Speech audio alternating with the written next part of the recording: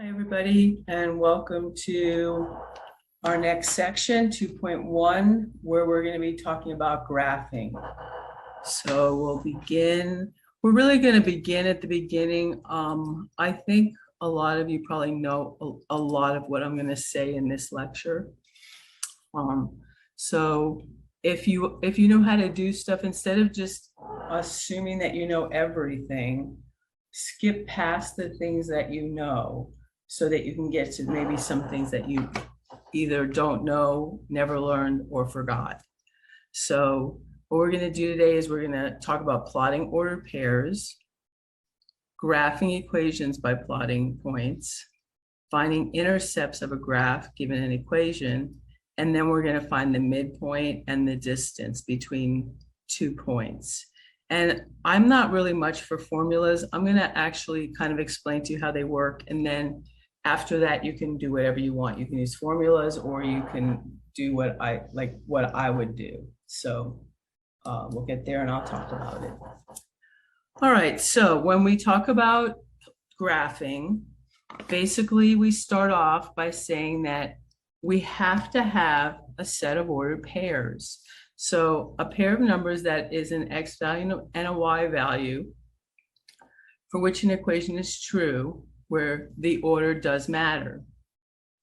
So whenever you see an ordered pair, you'll see something like this, x comma y.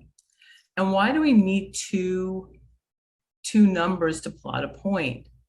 Well, if I want to plot something not on a number line, you only need one value, right? Because that's the value on the number line. But now we're going into something that's two-dimensional. A number line is one-dimensional. This is a Cartesian plane. It's two-dimensional. Since it's two-dimensional, we need two different ways, two different dimensions. I don't know how to say, let me think. Two different numbers to plot one point. So for example, let's say you told me that you live on Main Street. Okay, so here's Main Street. Okay, here's my graph. And you told me you live on Main Street. And unless it's a city where there's only one house on Main Street, that probably won't help, right? Because Main Street may be a long road and I don't know which house is yours. So that could be like one coordinate. Let's call this our x coordinate, okay? But for me to find your house, you might want to say, I live on, and we'll call the x value, we'll call this Main Street. And I live on the corner of Main Street and 5th Avenue.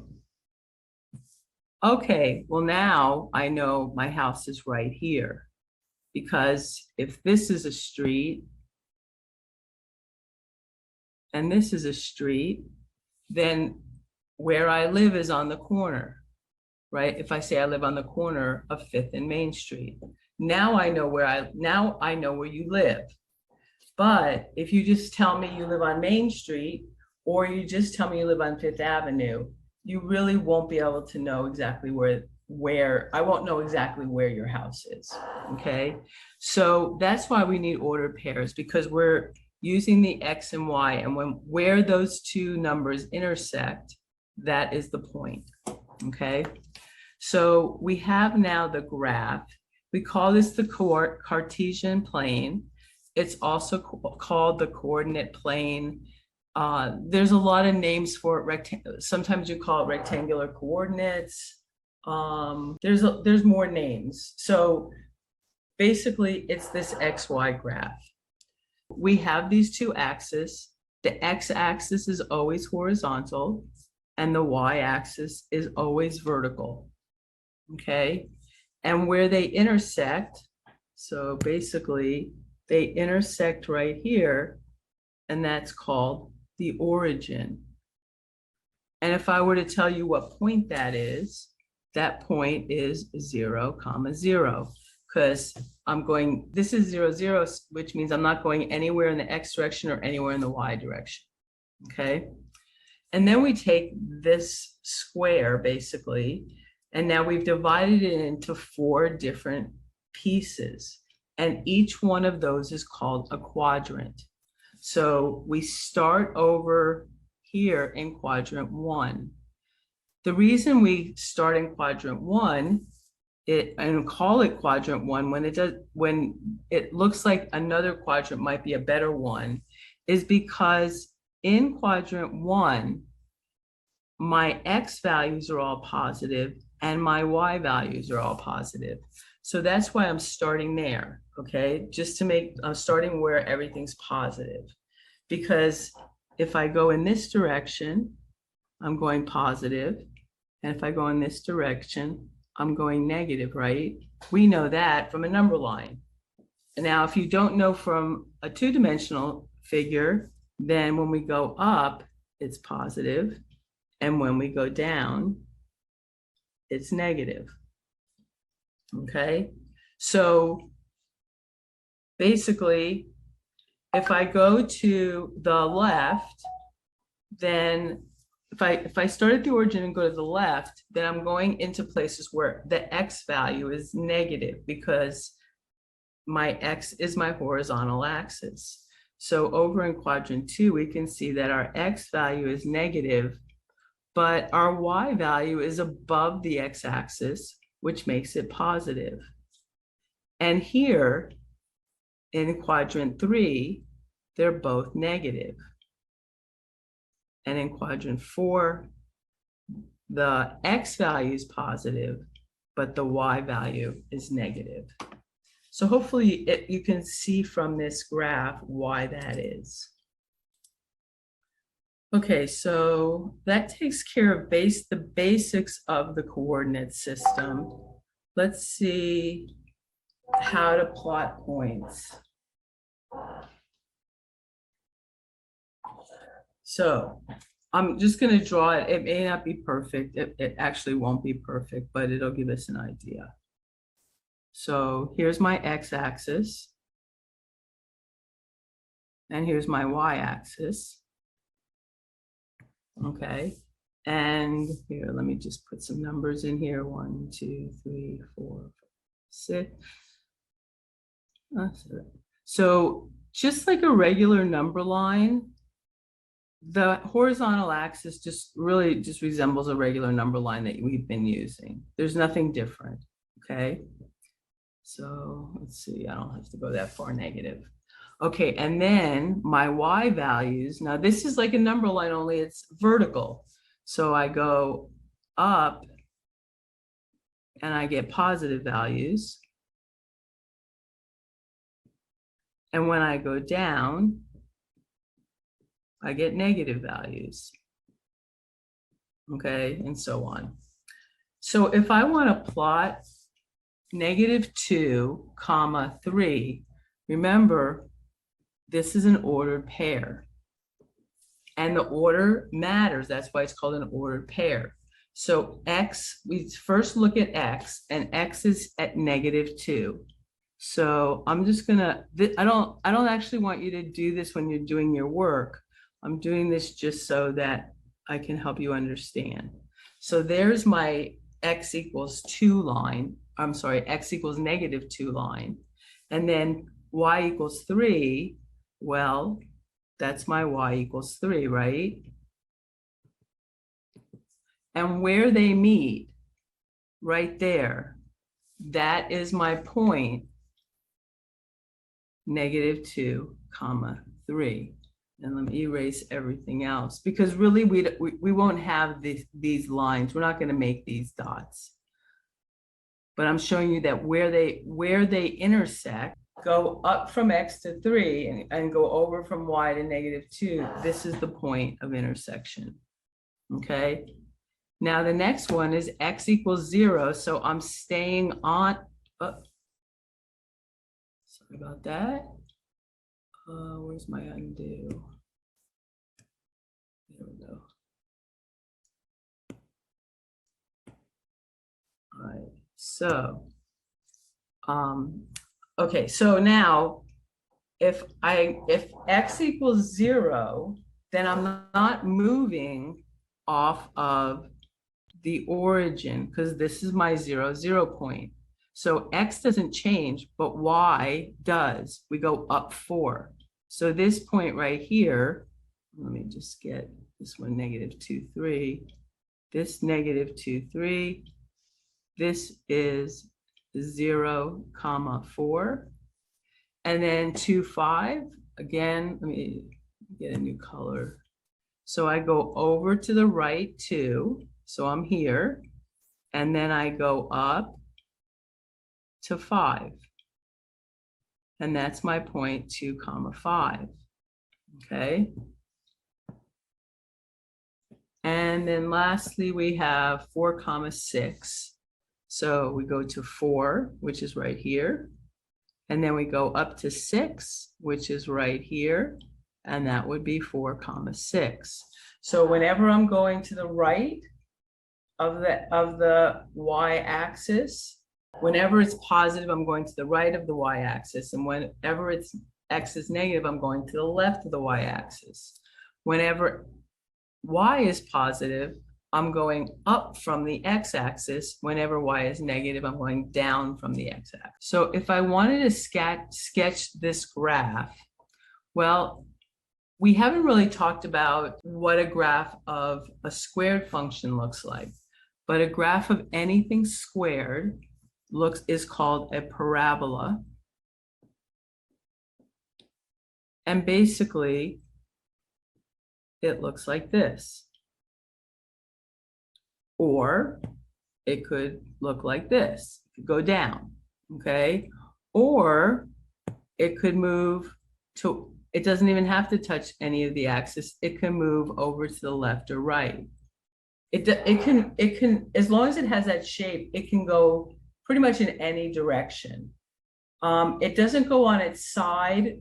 We do have ways to put the parabola on its side. And when I say on its side, I mean like this.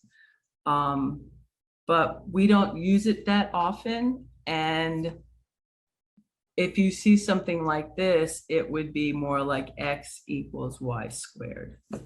Okay. So that would turn it on its side because now we have 2 different values of y for every x value. So now how do you sketch this graph?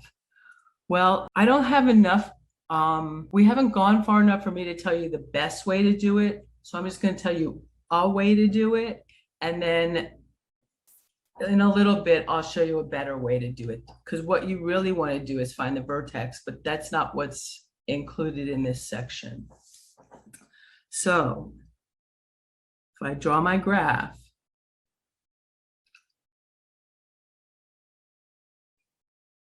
and this is 5 and this is -5. And if I need to, I'll put the numbers in between. So with the information that you have at this moment, to graph something like this, what you need to do is you need to make a table. And what the table is going to be is x, y. And basically, you're just going to kind of pick some numbers and plug them in. So let's say when x equals 0, I plug 0 in for every x, and I get y equals 4, right? Because the first 2 terms disappear. When x equals 1, I plug 1 into here, and I get 1 squared, which is still 1, minus 4 times 1, so which is 4. So I have 1 minus 4, which is -3, plus 4. So -3 plus 4 is 1, okay? So let's see, let's just start graphing some things. So 0, 4 would be right here. And 1, 1 would be right here. And let's graph 2, because what we need to find out, is it facing up or facing down? And if it's facing up, where's the very lowest value, okay? So let's see what 2 gives me. 2 gives me 4 minus 8 plus 4. Ah, that's 0. Okay, so now I have 2, 0. Okay. And again, I still really don't know if it could go below the x-axis. So let's plug in 3. When I plug in 3, I get 9 minus 12 plus 4. So 9 minus 12 is minus 3 plus 4. So that's 1. Ah, notice now I'm starting back up, okay? And I'm sure if I put in 4, I'm going to get 5. Let's just check it. I'm sorry. When I put in 4, I'm going to get my answer to be 4 because it's always going to be symmetric.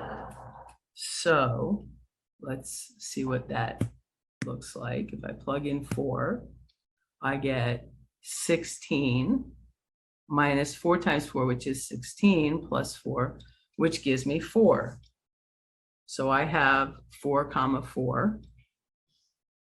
And I can tell now that I found the center, or what we call the vertex, which is or we can call it the turning point, because this graph will look like this.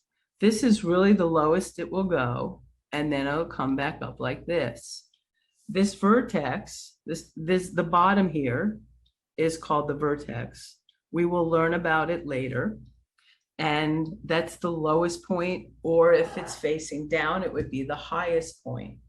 Okay, but I can tell that since this point and this point are equal, and this point and this point are equal, that this has to be the center. And the center of that parabola is where the center is, which is at 2, is where the vertex is. And the vertex, that means that the vertex is at 2, 0. Now, we're not asking for the vertex yet, but you do have to put in enough points to tell when it's starting to go back up or go back down, okay? Because it is not a line. Anything that has a squared as its highest term always looks like a parabola. Oh, I guess they graphed it for me.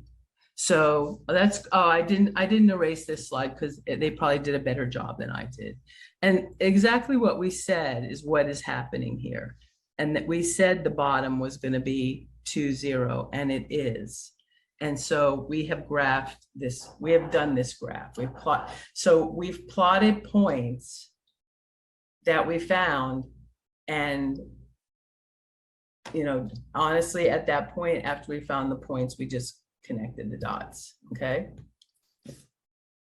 So that's how you graph. Anything you don't know how to graph, that's how you graph it, okay?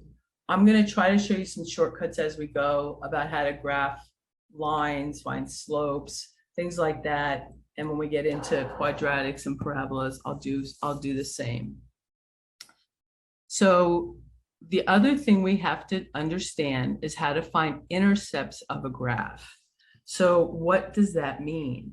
Well, if I draw a graph and let's say my line, let's say I have a line and it looks like this, okay? Where the line hits the x-axis is called the x-intercept. And where the line hits the y-axis, it's called, you can guess, the y-intercept. And I just want to talk about it for a minute because I'm going to tell you how to find them. But unless you understand, then you're memorizing. So I'm going to try to have you understand things so you're not memorizing as much. So if I look at, let's just talk about the x-intercept first, right? Well, if I plot any point on, and I'll do it in highlighted because I'm not changing it, but if I were to plot a point here, or a point here, or a point here, or a point here or here, I know that one thing I'm going to have is I'm going to have some x value, like here it's going to be 1, but the y is always going to be 0 if this was my point right here. Remember, the y is going to be 0. And if this was my point, then it would be 2, 0. And if this was my point, it would be 3, 0. And if I went negative, it would be the same. What all those have in common is that whenever I have an x-intercept, well, that means it's touching the x-axis. And when it touches the x-axis, y is always equal to 0, okay? So it's telling me here that it's where the graph touches or crosses the y-axis, but I'm going to add in here to find it. So to find in an equation,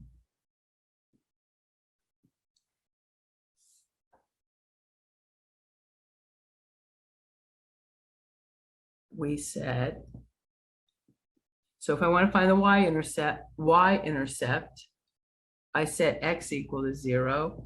And if I want to find the x-intercept, I set y equal to 0. Well, I just showed you how to I just showed you why it is that we do that, because you can see that every point here is going to be a point that has y as 0. Sorry, I didn't close that off. And the same is true for the y-axis. Anytime I'm on the y-axis, right, think about it. If you plot a point anywhere on the y-axis, because it's on the y-axis, we haven't traveled anywhere in the x direction, so x is going to be 0. And that's why when we have equations, that's how we find them. So here's an example. So it says find the x and y intercepts of the graph of the equation y equals 2x minus 1 over x plus 3. Again, the easiest thing, the easy one, by the way, is the y-intercept. So why is it the easy one? Because we set x equal to 0. And whenever x equals 0, I just plug in 0 and I find an answer, right? So I would have y equals 2 times 0 minus 1 over 0 plus 3, which is, well, 2 times 0 is 0, so I have negative 1 over 3. So that means my y-intercept is at negative 1/3. So if I wanted an ordered pair for the x-intercept, so if it just asks you for the value of the x-intercept, it's negative 1/3. If it says, what's the ordered pair? Well, I already said x equals 0. That's where I started. And when x equals 0, y equals negative 1/3. So that's the place where this graph crosses the y-axis, okay? Now, if I want the x-intercept, again, this time I set y equal to 0. This is usually a little more difficult. So I'll say y equals 0, which equals 2x minus 1 over x plus 3. But let me erase this. So the thing about this is, if you think about it, I only really need to make the numerator, or the top part of the fraction, equal to 0. Because 0 divided by anything is 0. I'm going to do the algebra, but just if you understood what I just said, then all I have to worry about is if when 2x minus 1 equals 0, the whole thing equals 0. Because if 0 is in the denominator, then it's undefined, right? You know that. But if 0 is in the numerator, then the whole function equals 0. So what I can do is, if I could either just set 2x minus 1 equal to 0 and solve for x, or I'm going to show you the algebra behind it.